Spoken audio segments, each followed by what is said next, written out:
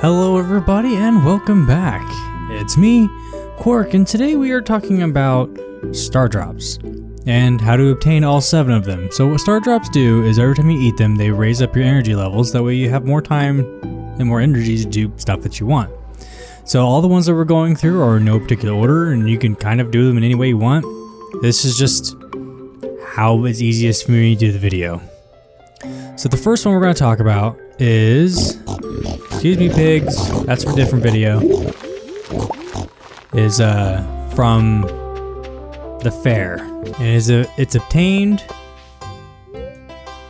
from right here. You need 2,000 star things for it. You can do that any way you want. For me, I'll just buy them. So now we're gonna go over here to the shop. We're gonna click on her, click, yes, Stardrop. Boom, we got our first one, and that's going to raise our energy bar a little bit, so that way we have more time to do some stuff that we want to do.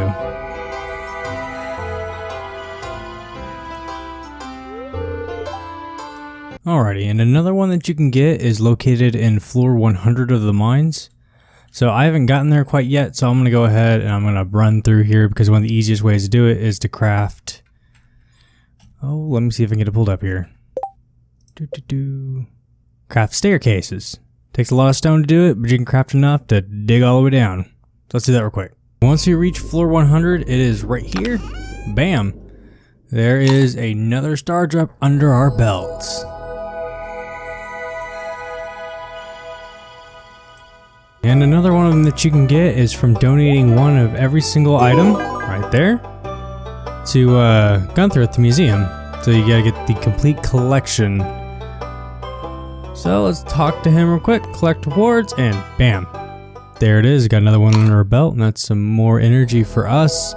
But yeah, so how you collect these, you collect them through different means. So you'll get some from certain quests, or you'll dig them up from the artifact spot, which looks like 3 little worms sticking out of the ground. I know that sounds kind of weird, and they're kind of hard to spot sometimes. Winter's the best time to find them.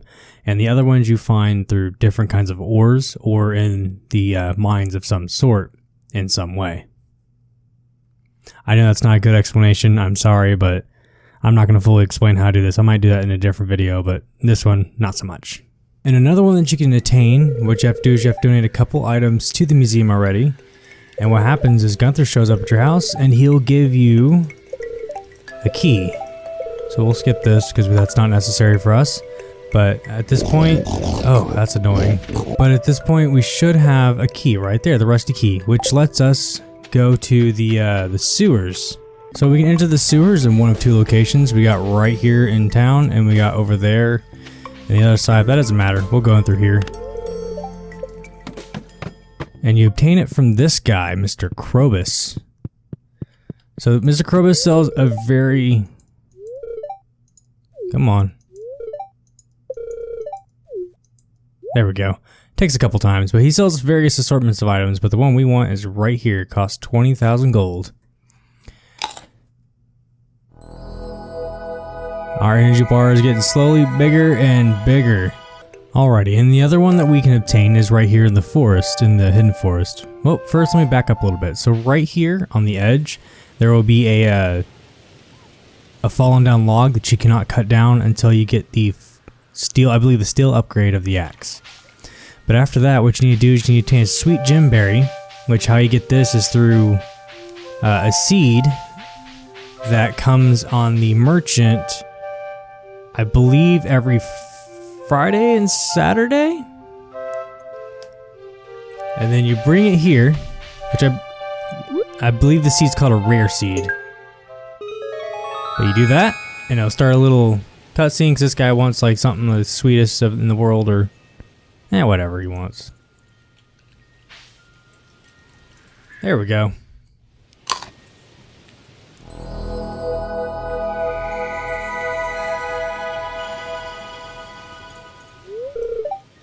Next one that we obtain is through marriage. So what you need to do is you have to have your house upgraded the first time, and then you have to have one of the bachelor or bachelorette, so this says single under their names. Out of any one of these, you need to pick which one you want, and then you need to get them to 8 hearts. Whoops. Then once you get them to 8 hearts, a bouquet right here will be purchasable through the shop. And then once you buy one of those, you give it to them. They'll say girlfriend or boyfriend afterwards. And then you get them to 10 hearts, do other heart events and whatnot. And then you will need one of these, which is a mermaid's pendant. And what you do, and how you obtain the mermaid's pendant is on the beach, on the far right side, there's a bridge you have to rebuild. Once that's rebuilt and you have a boyfriend or a girlfriend, on a rainy day you go there and there will be a guy there named Old Mariner. And you talk to him and he'll sell you a mermaid's pendant. So we're going to take our mermaid's pendant to our destined to be, which ours is Emily.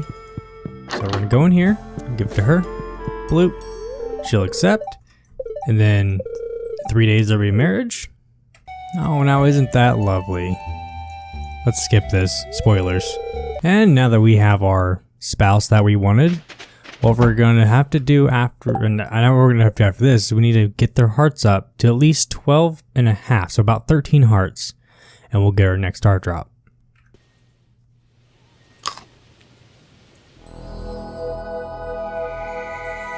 And just like that, we got another Stardrop under our belt, which I believe that is 6 of the 7.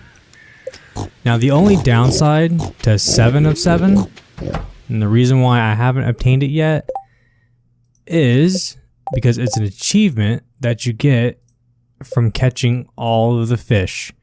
Now, I at the moment can't do all of that just because of the amount of time that it takes, and especially since there are very rare fish that are very hard to obtain. But that's how you obtain the very last one. So you'll catch every single fish, you'll get an achievement called the Master Angler, and then you'll receive a letter the next day from Willie, and he will send you your very last Stardrop.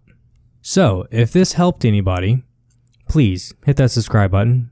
That really helps out the channel. If you have any other questions about the Stardew Valley game, please leave a comment down below and I'll do my best to answer them as quickly as possible.